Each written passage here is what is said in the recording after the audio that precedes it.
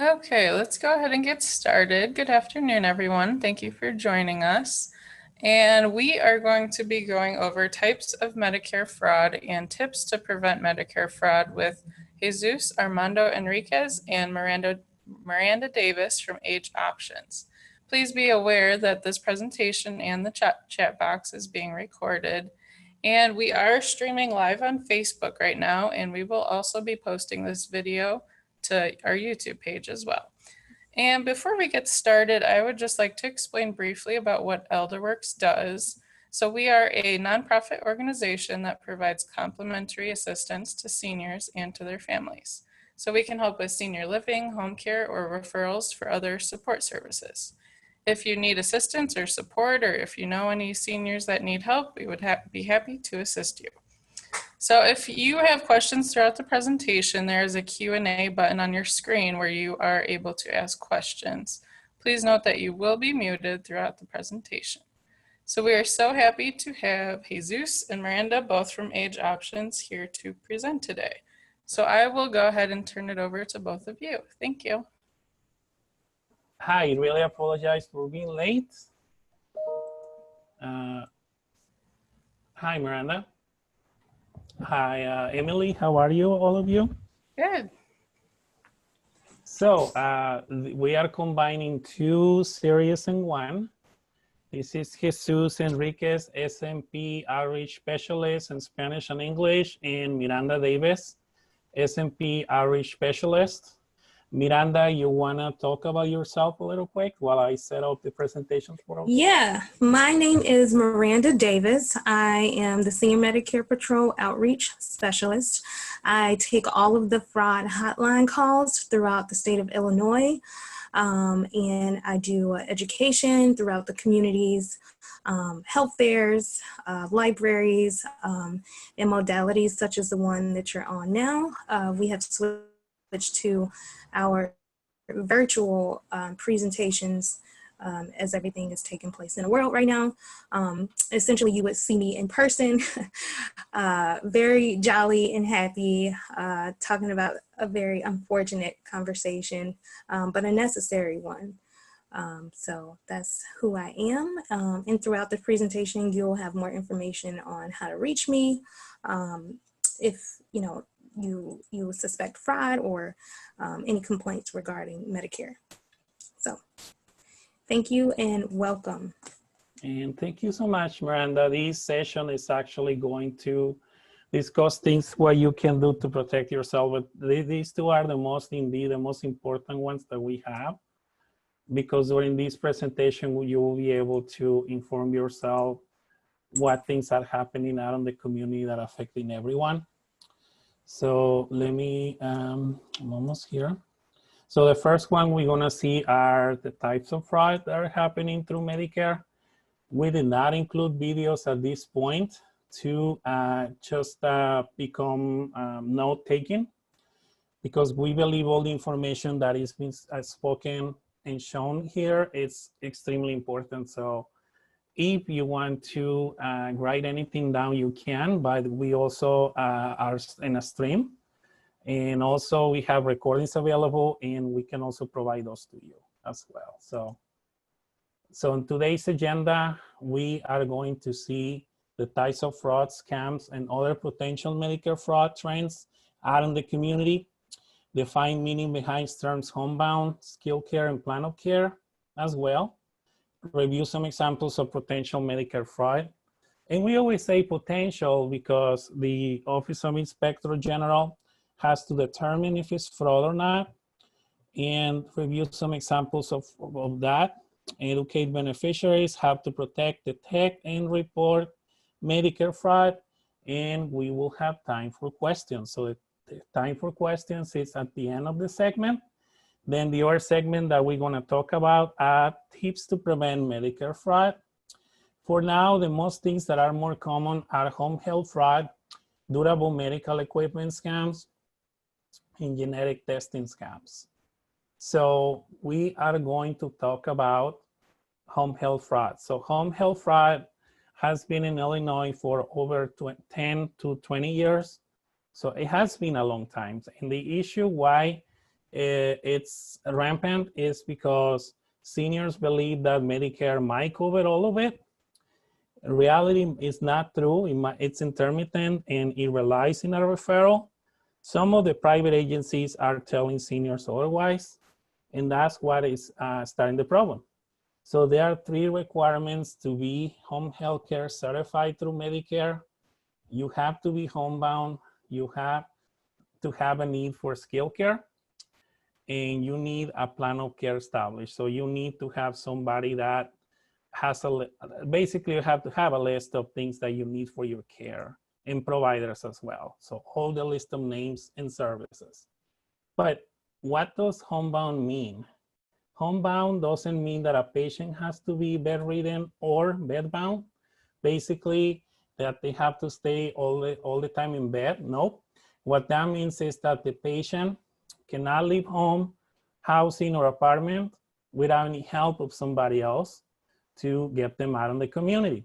Most patients have an injury or illness that makes them difficult to leave home. For example, if the patient needs a wheelchair, a walker, or any aid device, or needs a wheelchair van, or it needs assistance of other home aid or professional or personal assistant, or the symptoms get worse while this person goes in the community, then that person could be homebound. So that's one of these requirements. The second one, as we saw in the graphic, is the skilled care. Skilled care, skilled nursing, skilled rehabilitation are services that require skills of a professional or technical personnel, such as a nurse, PT, physical therapist, or occupational therapist. So in order to be named skilled or determined skill, the service must be complex to require supervision of a professional. And this is what is the issue with home health. Some of these agencies have imposters. They might be doctors, they might be people, nurses pretending to be professionals and skilled on that. The reality is that they are not. They are taking blood pressure or diabetes tests, things that are not skilled in that nature, not advanced. Skilled nursing must be provided by a certified Medicare facility. So skilled nursing and skilled rehab, it has to be approved through Medicare, but also it has to submit, has to have quality of care, basically. Plan of care is the list of services that are provided by professionals in healthcare that need to be prescribed by your doctor. These can include medical equipment, wound care, therapy, and physical therapy. So all the list of things that you need while you get recovered, and it's usually after a hospital stay when you can stay at home, for example, it's the list of all the things that are needed. And it's this face-to-face encounter with your doctor where you determine what exactly do you need. And plan of care is the most important piece to prevent Medicare fraud or healthcare fraud. And then if you want an assistant on home health assistant, Medicare will cover these services like for personal care or activities of daily living, like using the bathroom, shower, dressing, getting out of bed. But Medicare will not cover those if you don't have a chronic condition that qualifies you. So this paragraph right here, it's key because if there's not a condition that qualifies the person through a doctor referral from their doctor, then Medicare will not cover. What happens is that private agencies might bill in the right statement, and they might know what to say even though it's not true.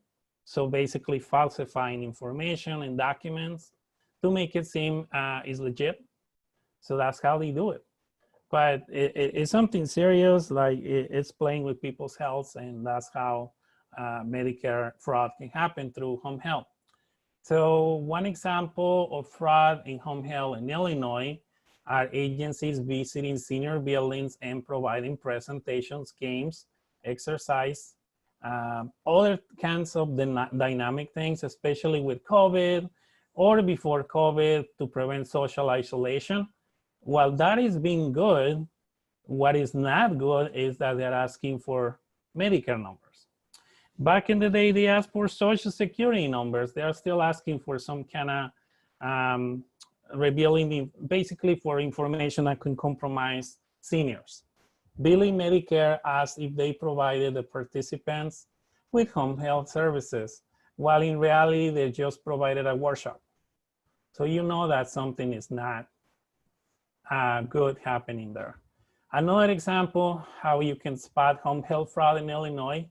You go to a health fair and a home health agency tells you that the services are free through Medicare. You sign up because they tell you that you don't have to pay any cent for it, and you get a nurse and a doctor at home. Well, you believe it's true. You think it's going to happen. So following these services or these interaction, you get a doctor one day or two, then you get nothing, and then you receive a notice saying that Medicare got charged for home health services. And we are talking about hundreds to thousands of dollars for each single visit. So as you can see, it's not the right, it's illegitimate. So Miranda, would you mind explaining what genetic testing fraud is? I sure will. Thank you.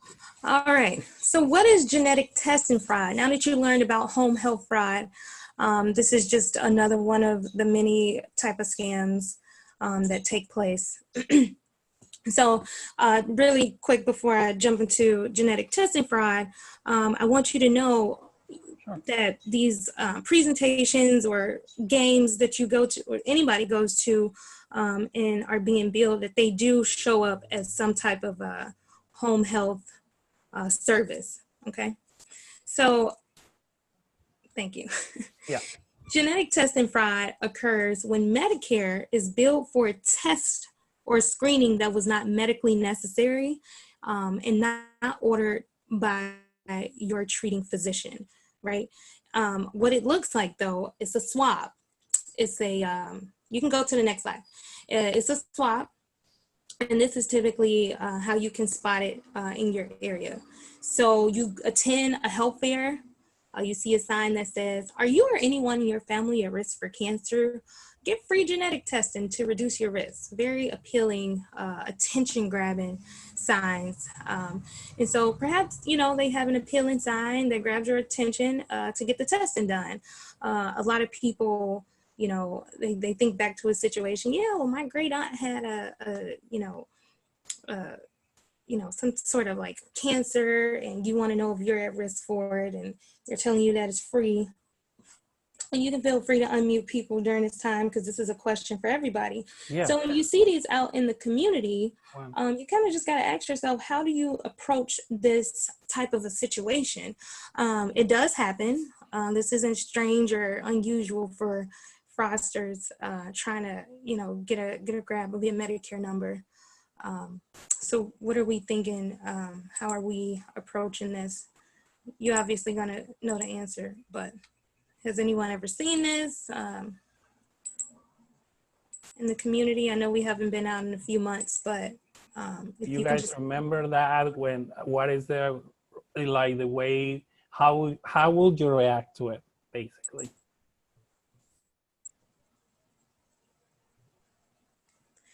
All righty. I can tell you how you can approach the situation. You can go to the next slide. Of course. Okay, well, that's helpful. So how do you approach this situation is, first and foremost, you don't. You need to know that if there's an occasion where you feel like you need, you know, genetic testing, that this is done with your primary care physician. And a lot of the times, and Jesus, you can correct me if I'm wrong, these tests aren't, they don't come as a natural thing. You would have to kind of have like a pre-existing condition that would make you at risk for like some sort of cancer that you're trying to see that runs in your family or some kind of situation of that sort. Am I right? And yeah, that's absolutely correct. And in reality, all honesty, Miranda, no health insurance will cover genetic testing. And even if it's Medicare or not, any other kind of insurance, you will have to pay out of pocket. The only time that you might have to get it covered is, like Miranda is saying, if you want to find factors of risk, but if you are undergoing cancer treatments. So there's not a lot of people undergoing, but the ones that they are trying to fight this battle. But in those circumstances are very limited, so it doesn't apply to a general public. So thanks, Miranda. Awesome. And then we're gonna go next with the DME. So would you mind explaining that? Medical So the equipment? durable, yeah. I just actually got a case with the durable medical equipment a couple days ago. So Part B medical insurance covers medically necessary DME. So if your doctor prescribes as a part of your home care, you know, a walker, a crutch, cane, wheelchair, patient lift, these are just some examples, then it's considered DME, which is mainly used in the home.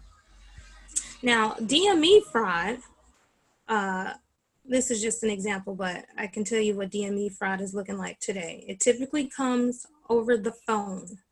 They're calling over the phone, and sometimes what will happen is they'll ask you to confirm, right? They'll say, you know, we can look up your Medicare number. Don't worry about it. Just confirm the last 4 digits. And most of the time, and what I just learned not that long ago is that DME fraud is happening based off people doing these surveys. So people are doing online surveys where they're, you know, maybe they have seen like an ad or maybe something through their email and they're plugging in their Medicare number, trying to get this free DME equipment. And so usually that warrants a call from a consulting doctor. And what will happen as a result of that is, you know, when people are like, I don't know how, I didn't give them my Medicare number, but somehow they got my number. And that's typically how that works. So here's an example. One day, your friend, Mr. Smith, he received a call claiming to be from Medicare, asking if he had back pain. The caller asked for Mr. Smith's Medicare number, which he gave to the caller. The next week, he received a back brace that his doctor did not prescribe, and it did not fit him. A month later, on his Medicare summary notice, Mr. Smith saw that Medicare was charged over $1,000. What would you tell Mr. Smith to do next in this scenario? This is one of those unmuted questions if people want to engage.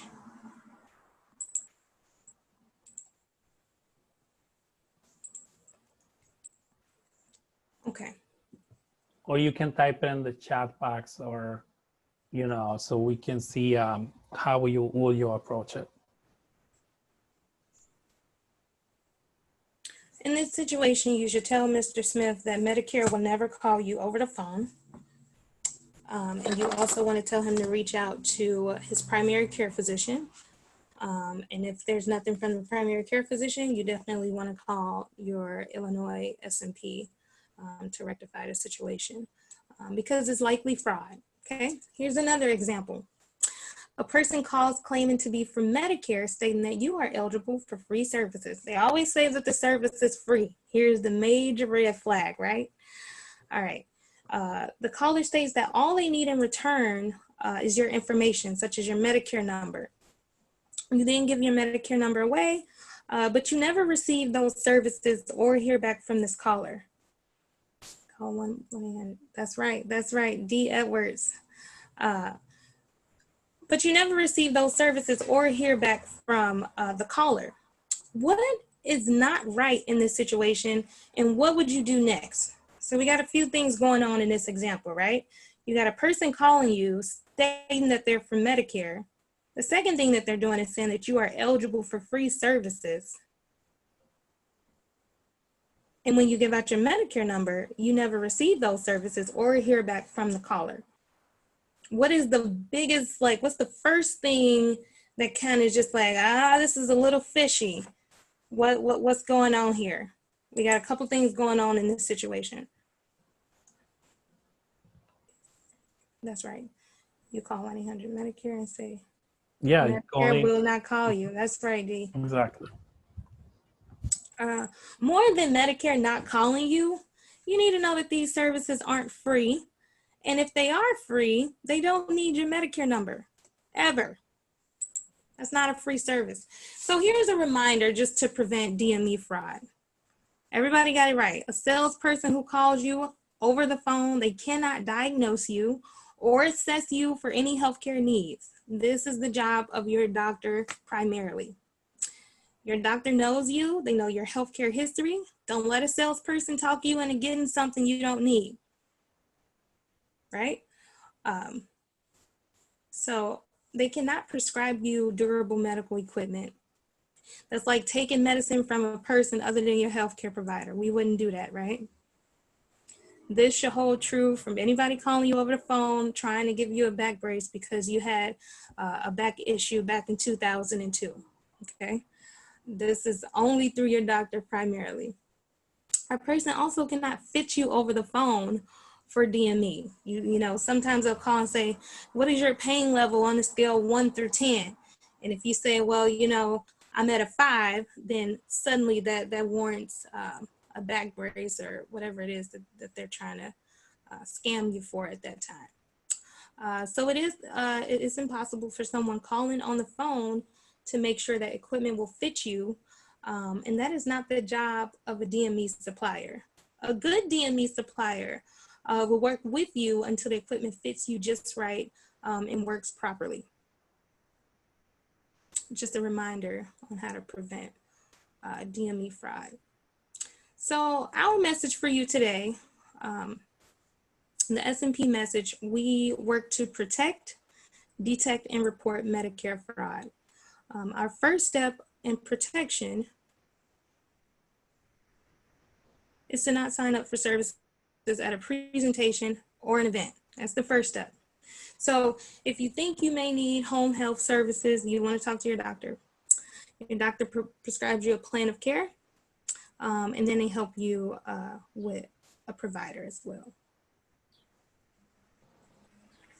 Second step to protect yourself is to not give out your Medicare number to people you do not know, not over the phone, not at the door, not at a presentation such as this one, not at your exercising class, because Mary Sue, your friend, got this really great service from somebody she met at a health fair.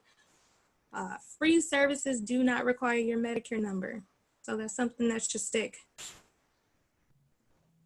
Okay, so if you are being assessed for home health services, you should ask for a copy of your plan of care. Do not sign timesheets or other forms without reading them. And especially do not sign a blank form because that signature can be translated to something else that you did not sign up for. Second step is to detect. Let's say for some reason, oops, I failed to prevent myself or protect myself. I actually gave out my number. They got me. I confirmed the last 3 digits or 4 digits. So to detect, you want to ask for an itemized list of services that you received. You want to check for errors. You also want to read your Medicare summary notice or your explanation of benefits. This is typically from your private insurance. Some people have United Health, Blue Cross Blue Shield, your private insurance, your Advantage. You want to watch for services you did not get, services that were not ordered by your doctor. You may have been billed for the same thing twice, or any other billing errors that took place. So you receive this call and you notice right away, I gave away my Medicare number. You track that call, you get that number, you make sure you get these people's name, and you report it as soon as possible. Detection looks like you reading over your Medicare summary notice. That's the primary version for detection. I'm so sorry about the background. And the third one is report. So after Miranda explained the 2 ones, the most important one is in the report. So if there's a case where you suspect is fraud. So we are here for you. We have a hotline where people can call and report a problem. So the three is report. If you need medical services or equipment, you and your doctor can make the decision. Your doctor knows the health needs. Only give your Medicare number to your doctor only that you trust. Your medical enrolled doctor will write a prescription or order for equipment when it's medically necessary. So we always hear it's medically necessary in Medicare and other insurance when things are legit, of course. Then reporting errors. If you have questions about services you receive and they don't make any sense in your bill after going to the detect portion of it, you can contact your doctor of the clinic or home agency first. And after that, they don't tell you or cannot explain you where it came from, then it could be fraudulent, or it cannot indeed be an error. It could be a fraud. So if you see a claim in your Medicare somebody notice for a service you never received, such as Miranda is explaining, the durable medical equipment is a very typical one. You can call the Illinois Statewide Senior Medicare Patrol Program at 800-699-9043. So there will be somebody live to answer for you and leave a message. And this concludes the first presentation. So while I switch this, Miranda, would you mind opening the panel maybe, or making some comments about this? Thank you. So we're open for any questions regarding the types of fraud at this time. Jesus is just gonna switch over to I'll switch this, yeah. Tips to prevent fraud, to prevent the different types of fraud that we mentioned. Now, one of the type of frauds that we did not mention in this presentation were the COVID-19 fraud. And that's more than likely because we are not 100% sure how this specific type of scam works. So until we get a good grip on what that looks like, then we'll be free to share that information. But if this is something that you've come across, or, you know, like we always say, if you've seen something, it's important to say something. But if not, we'll just get ready to tell you how to prevent, some tips to prevent fraud. And actually, yeah, that's great, Miranda. So that's one of the first topics that we have in workshop number 1. It's actually 3 and 4. Number 1 will explain you how COVID-19 is happening. And one thing that you should know is, even though Medicare covers COVID-19 services, that doesn't mean that anybody can give you those services. It still needs to go through a referral layer, and Medicare needs to see it in order to approve it. The COVID-19, it could be similar to genetic testing in a way that they take your personal information and your, not your DNA per se, but kits, testing kits. So that is very scary. You know, the second a fraudster finds a new technology or research to scam you, it can get really scary. So in the presentation number 1, we will be discussing that. And Emily, I'm just gonna share real quick that we will be hosting workshop number 1 in the rest of the series with Evanston Levy Senior Center and Evanston Public Library. So we will be sharing that with ElderWorks as well. So if you guys miss those 2, you will get a chance to take them. So with that in mind, we are going to the next phase, presentation 2. So these are tips to prevent fraud. So today's we are going to talk about guidelines to protect yourself from durable medical equipment fraud, strategies to take to prevent home health and genetic testing scams, tips to prevent your identity safe, and as always, time for questions or comments. So as Miranda was mentioning, fraud, DME fraud happens to the phone, but anybody can really commit Medicare fraud. Fraud schemes range from people alone to groups and organized crime, institutions or groups or private agencies. They are billing for services on purpose, and they know it's not right, but they do it anyways. Intentionally billing for services or supplies they provide but they are not happening for real, and they are not even medically necessary for the recipients. So knowingly order medically necessary items if you know it's false, if you know it's not necessary. So that's fraud.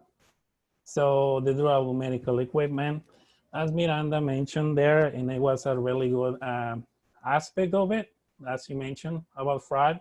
Do not accept equipment or supplies. For somebody calling you over the phone, it might seem very usual to be trustworthy, right? Of somebody that offers you things. But in this realm of things, especially with the pandemic, somebody can call you and trying to tell you something is free. But again, you have to question that, even though it seems to be, or it might be legit, you can still question that, you know? Do not let a salesperson talk to you into something you don't need. If somebody offers you services or equipment that you don't need, or ask for Medicare numbers, you might know they might be trying to bill Medicare for those services. And you might know it will not be the right layer. So read your summary notice always. We always tell this to seniors, caregivers, professionals. Read the summary notice, and I know professionals do all the time. An explanation of benefits from your insurance company, because that's where the best piece of evidence of fraud is going to be listed, even if the fraudster is not appears on the phone or the caller ID. That will be the best piece of evidence. So watch for claims of services, supplies that you didn't get or were never ordered, or they were ordered but you never got it, or you got a lot of them.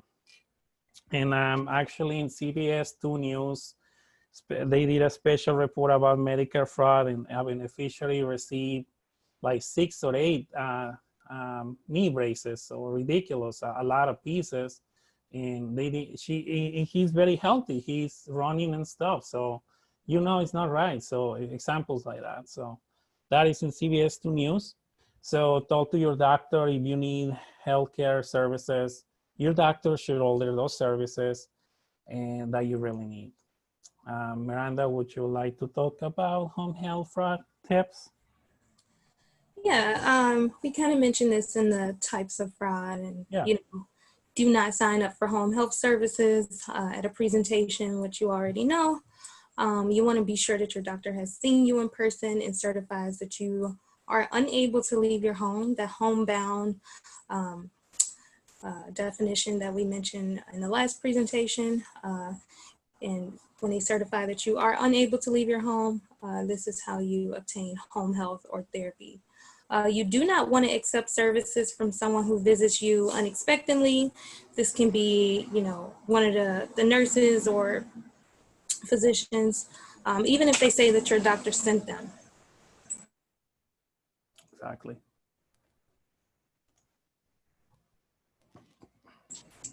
All right, you always want to ask the home health agency for a copy of your plan of care when you are being assessed for home health services. Be suspicious of anyone offering to provide services billed to Medicare. The likelihood that would need to happen, it will already be within your plan of care. And I hope that makes sense to everybody listening. Yeah, so you always want to talk to your doctor about your plan of care if you have any concerns. This should be approved through your PCP. Now, if all of you will just get a pen and a paper toward the end of this presentation, I do have 10 tips at the end of telling you guys how to prevent this type of fraud that you just want to know, and I can send this out via email to Emily toward the end. Okay. So here are some general tips. You want to be suspicious of anyone who offers 1, free genetic testing, and then request your Medicare number. Go to your own doctor to assess the condition, not a doctor over the phone or someone you never met. Refuse all delivery and any genetic testing kits that was not ordered by your physician. And do not give your personal information out. We cannot express this enough. I tell you guys all the time, I get these calls daily through our online or our hotline. So don't give out your personal information or accept screening services from someone at a public event. or anything of that nature. Alrighty. So you always want to read your Medicare summary notice, especially your Medicare summary notice and explanation of benefits. Some of the words that come up for genetic testing fraud are things like gene analysis, molecular pathology, laboratory. So these indicate questionable genetic testing. So you can kind of know, you know, even if you had a cheek swab or not, or phone screening, if you see any of these phrases on your Medicare summary notice, it's likely that genetic testing scams may have occurred. And you definitely want to report that to. So it's right here, highlighted here. Gene analysis. Cool. Yeah. And let me, all right, there you go. All right, so we do have a pen and paper. Let me just give you all 10 tips. The first one, I just want to make sure can everybody hear me? Do you have them muted still? I will allow to talk to people here so they get a chance to say something. Do anybody have any questions as I move along? We got a caller, so 708. So it's great to have you here in this presentation. Thank you. All right, I'm gonna finish this one up. So your card that has your Medicare number, that's a unique number to you. So instead of your social security number, which used to be on the Medicare card, it just has your Medicare number. You only want to give this number to your doctors, your pharmacists, or other healthcare providers, your insurers, or people you know you trust to work with, even your SHIP counselor who can talk on your behalf as it relates to Medicare. If you forget your card, you and your doctor or other healthcare provider may be able to look it up on the Medicare system online. So that's one way to protect your information. I know we typically tell people don't carry their Medicare card with them. A lady called and she asked, well, you know, it's really hot out and I go running and I don't want to pass out and I don't have any identifiable information on me. So it's important for me to carry my Medicare card with me at all times. And one of the things I told her was that, you know, the last thing that will be happening as a result of you hopefully not passing out is that somebody's looking for your Medicare number, your Medicare card. So always keep that in a safe place. Okay, so do not give your Medicare number to people. We already said this. I think this kind of goes without saying. We can skip this. Basically, if you carry your private insurance, that is all the ID that you need. So we don't want people to carry original Medicare because once they get the card, they can build whatever they want, you know? So that's why we have that in there. And another thing too, when they're billing for stuff, it doesn't stop there, right? It's possible, it has the potential to be sold to other fraudsters who will then bill you for similar services. And really that track record just keeps going and going and not going if people fail to report. So you want to lock all your financial documents, records, and personal information in a safe place at home and at work. So you want to limit what you carry. Take only the cards you need. Do not take your social security card when you leave home or, you know, traveling from place to place. And before you share any information at any office, you always want to ask, why do they need it? How will they safeguard your information? And what, you know, and kind of ask about the consequences of not sharing the information that they're requesting at this time.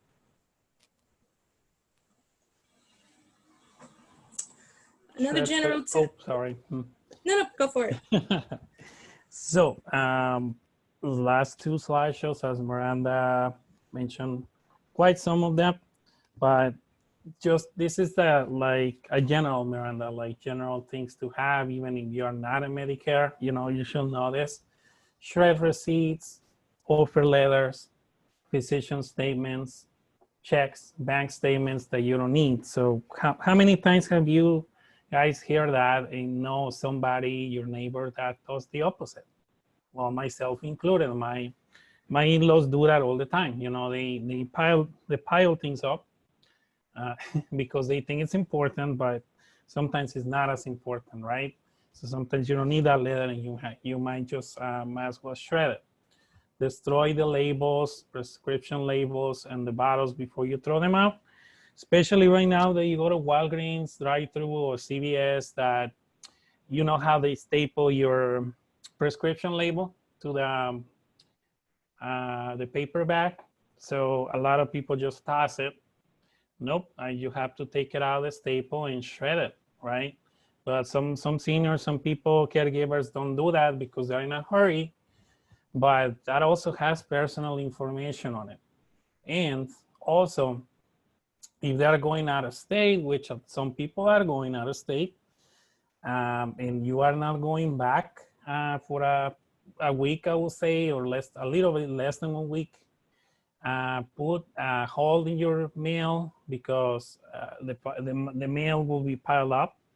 So somebody receives junk mail and receives important letters. The important letters might be thrown away, you know, because junk mail piles up.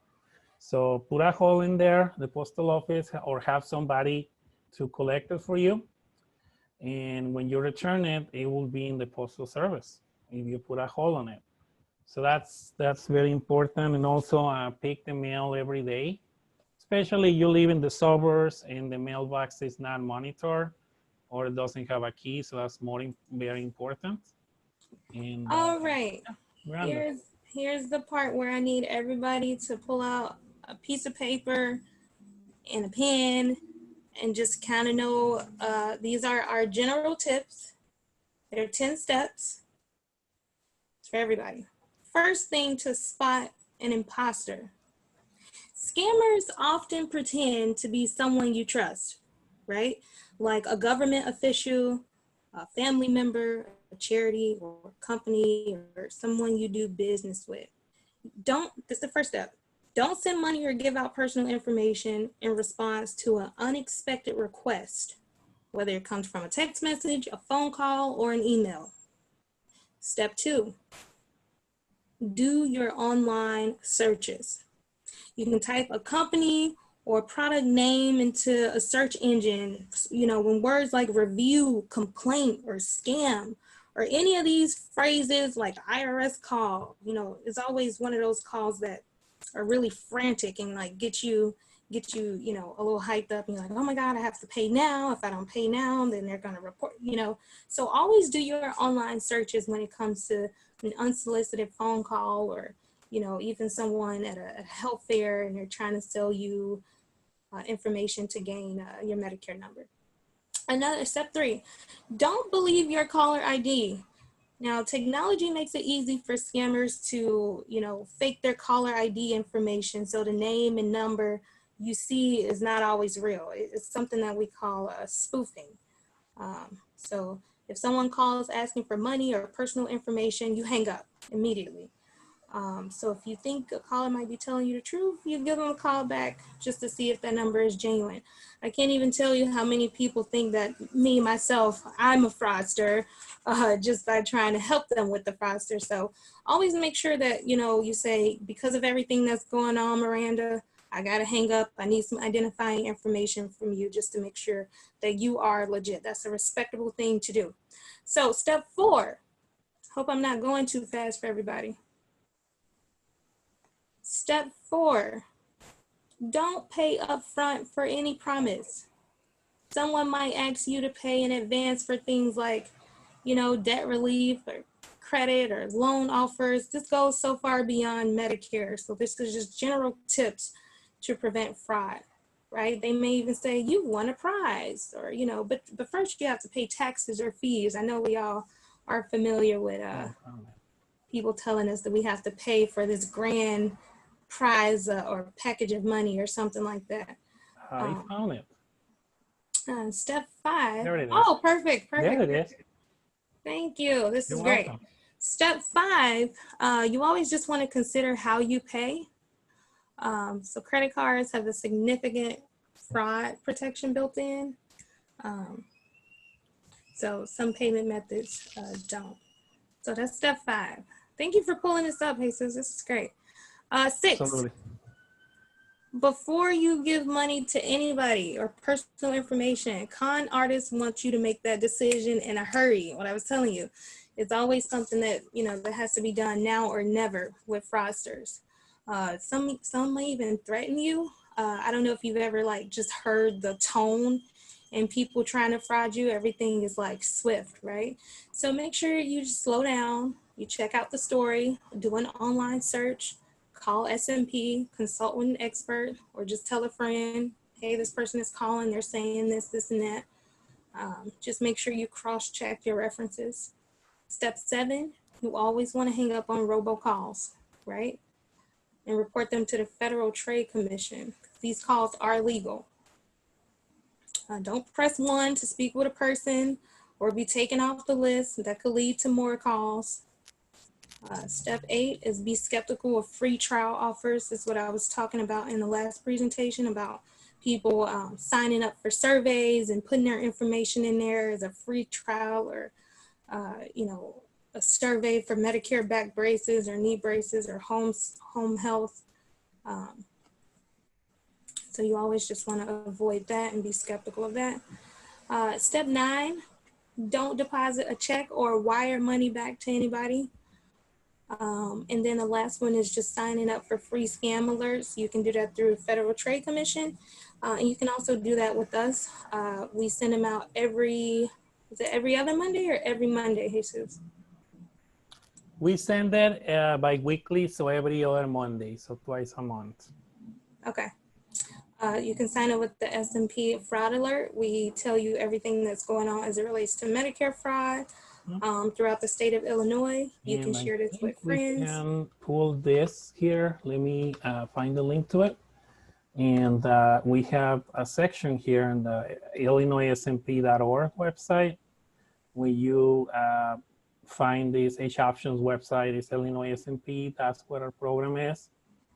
So SMP in the community. Also, you can see the agencies. We partner with 14 agencies statewide, but there's also materials here available for you to see. So there's plenty of information out in here. And I'm just trying to see where is the SMP Fraud Alert. So you see in the left panel right here, it's gonna say Senior Medicare Patrol, SMP Fraud Alert, and then you click this orange button right here. Click here to sign up from Fraud Alert. So I'm gonna copy this in the chat so you guys have it. Miranda? There you go. Do we have any questions as it relates to general tips or types of fraud? Anything that you care to know? Or any comments or anything, or how do you hear about this presentation perhaps?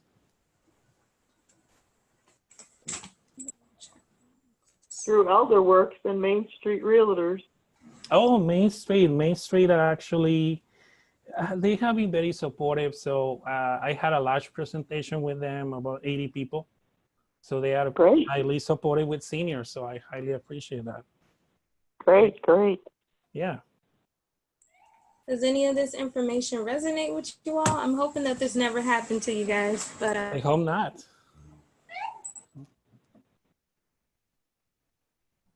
So this can be, you know, this can be applicable to everybody. So yeah, I always say you always encounter somebody with Medicare. Either they have a disability or they're seniors. So also another thing that you need to know is we do have, Miranda, we do have a volunteer program. And we're always looking for people to spread the message. If you don't want to volunteer, perhaps you want to spread the word, you know, about what we have. In Facebook, we are in Illinois SMP. Actually, yeah, we have a Facebook page. So if you search for Illinois SMP, there you will find our Facebook page too.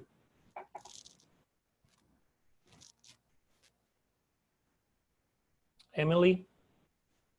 Thank you so much for having us here. Yes, thank you to both of you. That was a great presentation. That was great. Everybody was very receptive and we really appreciate it. we are wrapping up the sessions. That doesn't mean that you won't see us again. You will see us at some point in the future.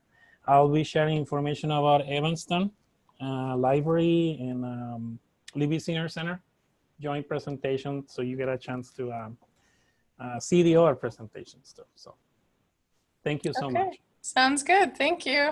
Have a good day, Thank you. everyone. Have a Thanks great so much, day, all of you Emily, all. and feel free to reach out for general questions as well, not just fraud. I'd like to talk to you all Or as if well. you want to do a presentation, we are doing those virtually. So yeah, I mean, when we come back to the community, we'll do community events too. Thank you. Bye, Thank everyone. you. Have a good day. Thank you. Bye.